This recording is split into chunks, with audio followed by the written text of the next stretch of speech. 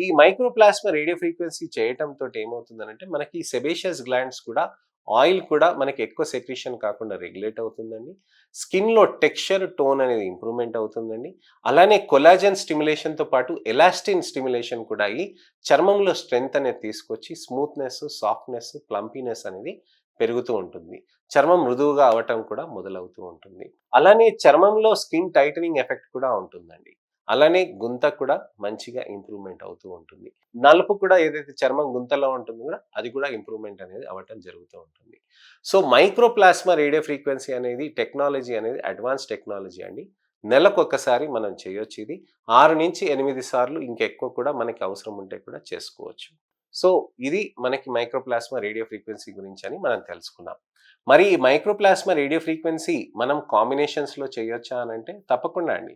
మనము మంచిగా సబ్సిషన్ radio frequency తోటి కాంబినేషన్ చేయొచ్చండి.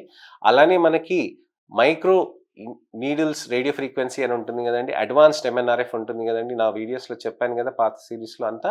సో, అది మైక్రో నీడ్లింగ్ అడ్వాన్స్డ్ మెషిన్స్ కూడా మనం యూజ్ చేయొచ్చండి. అలానే hybrid scar laser technologies use చేయొచ్చు. మైక్రో డెర్మాబ్రేషన్స్ యూజ్ చేయొచ్చు. Non ablative radio frequency use చేయొచ్చు. మైక్రో స్కిన్ బూస్టర్స్ ఆ టెక్నాలజీని కూడా మనం యూజ్ చేయొచ్చు. దానితో పాటు మనకి క్వాజీ లాంగ్ పల్స్ తోటి మనకి కొ కొల్లాజెన్‌ని గూడా బాగా స్టిమ్యులేట్ చేసుకోవటానికి గాని మనకి మంచి రిజల్ట్స్ కూడా వస్తూ ఉంటాయి.